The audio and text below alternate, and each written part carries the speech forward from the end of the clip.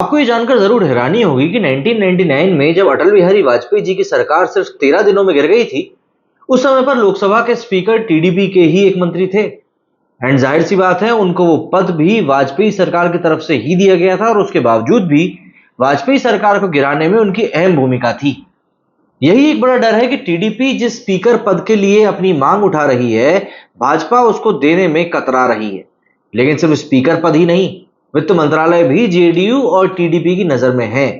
अब आप सोचो कि वित्त मंत्रालय में आखिर इन लोगों का इतना इंटरेस्ट आ रहा है, तो मैं आपको बता दूं, वित्त मंत्रालय के अंतर्गत आती है ईडी। वही ईडी जिस ईडी के दम पर पिछले 5 सालों में न जाने कितने ही विरोधी नेताओं के ऊपर भाजपा ने शिकंजा कसा है। एंड जाहिर सी बात है, इसी चीज को टैकल करने के लिए जेडीयू और टीडीपी दोनों की दोनों ईडी और सबसे बड़ी बात स्पीकर के पद के ऊपर अपनी नजर गड़ाए हुए हैं। दरअसल पीएम मोदी के तीसरी बार प्रधानमंत्री बनने की तैयारी के बीच में मंत्रिमंडल की माथापच्ची अब शुरू हो चुकी है। बीजेपी इस बार अकेले बहुमत हासिल नहीं कर पाई है, इसलिए सहयोगी पार्टियों की भी उनको सुननी पड़ रही है।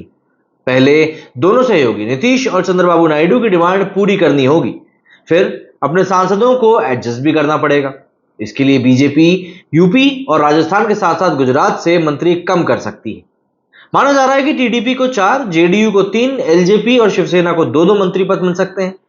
हालांकि शिवसेना को लेकर अब ये बातें भी आ रही हैं कि उद्धव गुट के 2 नेता एकनाथ शिंदे वाली शिवसेना में शामिल होने की बात कर रहे हैं। हालांकि नीतीश ने 4 कैबिनेट और 1 राज्य मंत्री पद की डिमांड रखी है। खबरें तो यह भी है कि बीजेपी के बाद एनडीए की सबसे बड़ी पार्टी टीडीपी और जेडीयू स्पीकर के पद के साथ वित्त मंत्रालय मांग रहे हैं। इसकी वजह है कि जांच एजेंसी ईडीआई वित्त मंत्रालय के अंतर्गत आती है। टीडीपी का लोकसभा स्पीकर का पद मांगना भी कोई पहली बार नहीं है। जैसा कि मैंने आपको बताया कि 99 में जब अटल बिहारी वाजपेयी की सरकार 13 दिनों में गिर गई थी, तब भी टीडीपी के ही एक सांसद जीएम बालयोगी स्पीकर की कुर्सी पर थे। यह पद उन्हें उस समय की वाजपेयी सरकार ने ही दिया था और कहते हैं कि बतौर स्पीकर जीएम बालयोगी के फैसले के कारण अटल बिहारी वाजपेयी की सरकार अविश्वास प्रस्ताव में मात खा गई थी। तो ऐसे में सवाल उठता है कि आखिर लोकसभा का जो स्पीकर है वो कैसे चुना जाता है। तो देखिए, नई लोकसभा के गठन से ठीक पहले यानी लोकसभा की पहली बैठक से पहले पुराने स्पीकर अपने पद से इस्तीफा दे देते हैं। ऐसे में संविधान के अनुच्छेद 95 की क्लॉज 1 के तहत राष्ट्रपति एक प्रोटेम स्पीकर को नियुक्त करता है। पारंपरिक रूप से प्रोटेम स्पीकर के रूप में सदन के लिए चुनकर आए सबसे वरिष्ठ सदस्य को चुना जाता है। प्रोटेम स्पीकर ही सदन की पहली बैठक को संचालित भी करता है और दूसरे सभी सदस्यों को शपथ भी दिलाता है। प्रोटेम स्पीकर की देखरेख में ही स्पीकर का चुनाव भी होता है। भारतीय संविधान के आर्टिकल 93 में लोकसभा के अध्यक्ष का पद जिक्र है। गठन होने के बाद लोकसभा सांसद जल्द से जल्द अपने में से 2 सांसदों को स्पीकर और डिप्टी स्पीकर के लिए चुनते हैं। स्पीकर का कार्यकाल उनके चुनाव की तारीख से लेकर अगले प्रोटेम स्पीकर की नियुक्ति से ठीक पहले तक होता है। अगर हम लोकसभा स्पीकर के काम को समझें तो स्पीकर लोकसभा का अध्यक्ष होता है। उसका काम यह सुनिश्चित करना होता है कि सदन की बैठकों का संचालन सही तरीके से हो, सदन में जो न्याय व्यवस्था है वो बनी रहे। इसकी एक बड़ी जिम्मेदारी लोकसभा अध्यक्ष के कंधों पर ही होती है और इसके लिए वो निर्धारित नियमों के तहत कार्रवाई भी कर सकता है। हमने सदन को स्थगित करना या फिर निलंबित करना इसमें शामिल होता है। बैठक का एजेंडा क्या है, किस बिल पर कब वोटिंग होगी, कौन वोट कर सकता है, जैसे तमाम मुद्दों पर आखिरी फैसला लोकसभा स्पीकर ही करता है। विपक्ष के नेता को मान्यता देने का काम भी स्पीकर ही करता है। जब सदन चल रहा होता है तो सैद्धांतिक तौर पर लोकसभा अध्यक्ष का पद किसी पार्टी से जुड़ा ना होकर बिल्कुल निष्पक्ष होता है। लेकिन देखिए, ऐसा होता नहीं है। जनरली बात ऐसी है कि ऐसा होता नहीं। जिस पार्टी का जो नेता लोकसभा स्पीकर बनता है, ऑब्वियसली बात है उसका झुकाव उसी तरफ रहेगा। तो ऐसे में सवाल उठता है कि बीजेपी इस स्पीकर के पद को छोड़ने में आखिर क्यों कतरा रही है। तो देखिए, लोकसभा स्पीकर के पास में काफी ताकत होती है, लेकिन सिर्फ इसी वजह से बीजेपी स्पीकर पद को टीडीपी देने से नहीं झिझक रही। दरअसल साल 99 में अटल बिहारी वाजपेयी की सरकार अविश्वास प्रस्ताव हारने में टीडीपी के स्पीकर की काफी बड़ी भूमिका रही थी। 17 अप्रैल 1999 की बात है, जब वाजपेयी सरकार के खिलाफ अविश्वास प्रस्ताव लाया गया था। कहा जा रहा था कि वो सदन में बहुमत साबित कर देंगे, लेकिन आखिरी समय में कांग्रेस के सांसद गिरधर गमांग ने खेल पलट दिया। गिरधर गमांग वैसे तो कांग्रेस के सांसद थे, लेकिन फरवरी 1999 में वो उड़ीसा के मुख्यमंत्री बन गए थे। लेकिन तब भी उन्होंने सांसद की सदस्यता से इस्तीफा नहीं दिया था और वो 17 अप्रैल को लोकसभा में पहुंच गए। ऐसे में लोकसभा के अध्यक्ष को फैसला लेना था कि कांग्रेस सांसद को वोटिंग का अधिकार मिलेगा या नहीं। स्पीकर जीएम बालयोगी ने अपनी शक्तियों का इस्तेमाल करके रूलिंग दी कि गिरधर गमांग अपने विवेक के आधार पर वोटिंग कर सकते हैं। कांग्रेस के गमांग ने वाजपेयी सरकार के खिलाफ वोट किया और इस एक वोट से अटल बिहारी वाजपेयी की सरकार गिर गई। तब सरकार के पक्ष में 269 और खिलाफ 270 वोट पड़े थे।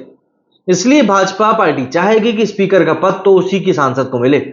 हालांकि बीजेपी के सोर्सेज ये भी बता रहे हैं कि रक्षा, वित्त, गृह और विदेश मंत्रालय बीजेपी अपने ही पास रखेगी। यह फैसला पार्टी के अध्यक्ष जेपी नड्डा के घर हुई बैठक में लिया गया। बीजेपी स्पीकर का पद भी अपने पास ही रखेगी। साथ ही चुनाव जीतने वाले सभी मंत्री रिपीट भी हो सकते हैं। मध्य प्रदेश के मुख्यमंत्री शिवराज सिंह चौहान को बड़ी भूमिका मिल सकती है, तो वहीं वित्त मंत्रालय की जिम्मेदारी निर्मला सीतारमण की जगह पर पीयूष गोयल को दी जा सकती है। हालांकि अभी मंत्रियों का कोई पोर्टफोलियो तय नहीं है। नई कैबिनेट में 2 महिला मंत्री भी शामिल की जा सकती हैं। इनमें दिल्ली के सांसद बांसुरी स्वराज को राज्य मंत्री बनाया जा सकता है। ओडिशा से अपराजित सारंगी के कैबिनेट में आने की पूरी संभावना है। वो भुवनेश्वर से लगातार दूसरी बार सांसद चुनी गई हैं। कर्नाटक से जेडीएस सांसद एचडी कुमारस्वामी को मंत्री बनाया जा सकता है। केरल में बीजेपी को पहली सीट दिलाने वाले सुरेश गोपी भी मंत्रिमंडल में शामिल किए जा सकते हैं। इनके अलावा गोवा से लगातार 6वीं बार सांसद बने श्रीपद नाइक को भी मंत्रिमंडल में जगह मिल सकती है। वहीं जम्मू कश्मीर से डॉक्टर जितेंद्र सिंह, हरियाणा से राव इंद्रजीत, दिल्ली से रामवीर सिंह बिदुड़ी को भी मंत्री बनाया जा सकता है। वहीं एनडीए में बीजेपी के बाद टीडीपी के पास में सबसे ज्यादा सांसद हैं, इसलिए मंत्री भी उसी के ज्यादा होंगे। टीडीपी के 2 कैबिनेट और 2 राज्य मंत्री के पद की मांग रही है। मंत्रिमंडल में टीडीपी के 4 मंत्री रहना तय है। इसके अलावा लोकसभा स्पीकर का पद भी चाहती है। हालांकि बीजेपी स्पीकर का पद किसी कीमत पर उनको देना नहीं चाहती।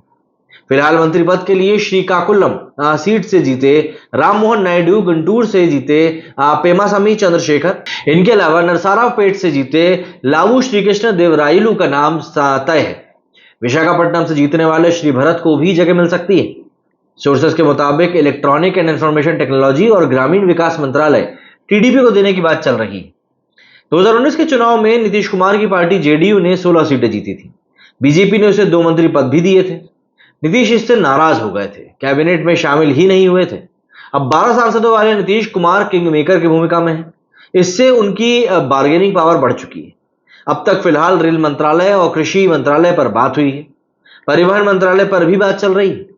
ऐसे में जेडीयू को 3 मंत्री पद मिलना तय माना जा रहा है। मंत्री बनने वालों में संजय झा का नाम सबसे आगे। नीतीश कुमार के बेहद करीबी संजय झा को इस साल अप्रैल में राज्यसभा भेजा गया है। संजय झा मिथिलांचल में जेडीयू में मजबूत ब्राह्मण चेहरा भी है। देवेश चंद्र ठाकुर को भी मंत्री बनाया जा सकता है। वे फिलहाल बिहार विधान परिषद के सभापति हैं। देवेश चंद्र ठाकुर साफ छवि के नेता माने जाते हैं। हालांकि संजय झा और देवेश चंद्र ठाकुर में से कोई एक ही मंत्री बन सकता है। नीतीश के सबसे खास और जेडीयू के पूर्व अध्यक्ष ललन सिंह को भी मंत्री बनाया जा सकता है। अति पिछड़ा जाति से आने वाले भारत रत्न कर्पूरी ठाकुर के बेटे रामनाथ ठाकुर को भी पहली बार मौका मिल सकता है। वहीं लोकसभा चुनाव में चिराग पासवान की पार्टी का स्ट्राइक रेट 100% का रहा। एलजेपी 5 सीटों पर चुनाव लड़ी और सभी पर जीती। सोर्सेस के मुताबिक चिराग पासवान को एक कैबिनेट और 2 राज्य मंत्री के पद मिलने पर राय बनाई जा रही। खबरें तो ऐसी भी है कि बीजेपी हाईकमान सिर्फ चिराग को मंत्रिमंडल में जगह दे सकता है। नीतीश अगर कृषि मंत्रालय छोड़ने के लिए तैयार हुए तो यह मंत्रालय चिराग को मिल सकता है। बिहार के पूर्व मुख्यमंत्री जीतन राम मांझी अपनी पार्टी हम के इकलौते सांसद हैं। इसके बावजूद उन्हें मंत्री बनाया जा सकता है। काराकाट से चुनाव हार चुके उपेंद्र कुशवाहा को भी मंत्रिमंडल में जगह मिलना तय माना जा रहा है। उपेंद्र कुशवाहा बिहार में कुशवाहा बिरादरी के सबसे बड़े नेता माने जाते हैं। जीतन राम मांझी ने गया सीट से चुनाव जीता है। वे पार्टी के इकलौते सांसद हैं, लेकिन सीनियरिटी के लिहाज से उन्हें मंत्री बनाया जा सकता है। महाराष्ट्र में एकनाथ शिंदे की शिवसेना ने 7 सीटें जीती हैं। खबरें आ रही हैं कि 2 और पार्टी के शिवसेना उद्धव गुट के जो नेता है उनके कांटेक्ट में। ऐसे में पार्टी एक कैबिनेट मंत्री और एक राज्य मंत्री का पद मांग रही। शिवसेना की तरफ से श्रीरंग बारने, प्रताप राव जाधव और संदीपान भुमरे का नाम चर्चा में है। परिवारवाद के आरोप ना लगे इसलिए एकनाथ शिंदे ने बेटे श्रीकांत शिंदे को मंत्री नहीं बनाने का फैसला लिया है। एनसीपी मतलब कि अजीत पवार की तरफ से भी एक कैबिनेट पद की डिमांड रखी गई है। अजीत पवार की पार्टी को मिली इकलौती सीट जीतने वाले सुनील तटकरे अंदर खाने मंत्री बनने की कोशिश में हैं। मराठाओं की नाराजगी कम करने के लिए महाराष्ट्र से एक मराठा मंत्री बनाया भी जा सकता है। वहीं असम में एक सीट जीतने वाली असम गण परिषद को भी मंत्रिमंडल में एक सीट दी जा सकती है। फणिभूषण चौधरी पार्टी के इकलौते सांसद हैं। सूत्रों के मुताबिक बीजेपी सांसद और केंद्रीय मंत्री सर्बानंद सोनावला का पत्ता कट सकता है। उत्तराखंड और पंजाब में इस बार कोई मंत्री नहीं बनने वाला। बीजेपी ने इस बार 50 केंद्रीय मंत्रियों को टिकट दिया था। इनमें से 19 मंत्री हार गए। चुनाव हारे मंत्रियों में स्मृति ईरानी और राजीव चंद्रशेखर को दोबारा मौका मिल सकता है। स्मृति 2014 में भी अमेठी से हारने के बावजूद कैबिनेट मंत्री बनी थी। उन्हें राज्यसभा के जरिए मानव संसाधन विकास मंत्रालय दिया गया था। और इसी तरह मुजफ्फरनगर से संजीव बलियान हार के बावजूद मंत्री बनाए जा सकते हैं। वहीं बीजेपी के बहुमत से दूर रहने की एक वजह यूपी में पार्टी का कमजोर परफॉर्मेंस भी है और इसका साफ असर नए मंत्रिमंडल पे दिखेगा।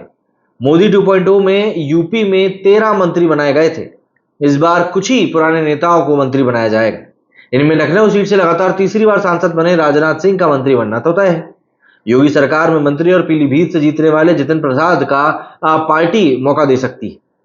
यूपी के पूर्व deputy CM doctor Dinesh Sharma भी मंत्रिमंडल में आ सकते हैं। वहीं महेश शर्मा और लक्ष्मीकांत वाजपेयी को मंत्री बनाया जा सकता है। बीजेपी की सहयोगी आरएलडी के दोनों प्रत्याशी चुनाव जीते हैं, लिहाजा पार्टी अध्यक्ष जयंत चौधरी भी पहली बार केंद्र सरकार में मंत्री बन सकते हैं। वहीं अपना दल सोनेलाल की अध्यक्षता अनुप्रिया पटेल मिर्जापुर से तीसरी बार जीती, वे भी कैबिनेट में रिपीट हो सकती हैं। इनके अलावा महाराजगंज सांसद पंकज चौधरी, झांसी से अनुराग शर्मा और हाथरस से अनूप वाल्मीकि के नाम की भी चर्चा चल रही है। राजस्थान में बीजेपी को 2019 में 25 से 24 सीटें मिली थी, लेकिन इस बार पार्टी को सिर्फ 14 सीटें मिली हैं, लिहाजा प्रदेश में मंत्री भी कम होंगे। अर्जुन राम मेघवाल और भूपेंद्र यादव मंत्री पद के लिए रिपीट हो सकते हैं। गजेंद्र सिंह शेखावत को भी मंत्री बनाया जा सकता है। लोकसभा स्पीकर रहे ओम बिरला का रोल क्या होगा, ये अभी तक फिलहाल क्लियर नहीं। जाहिर सी बात है, कैबिनेट के गठन के पहले काफी ज्यादा माथापच्ची इस समय चल रही है और ये माथापच्ची कहीं ना कहीं बहुत बड़ा रूप ले सकती है अगर पार्टियों को उनके मन मुताबिक चीजें नहीं मिली। क्या लगता है आपको कि क्या होगा टीडीपी और जेडीयू के साथ में? कमेंट करके जरूर बताइएगा। मेरे वीडियो फिलहाल उतना ही। जय हिंद, जय भारत।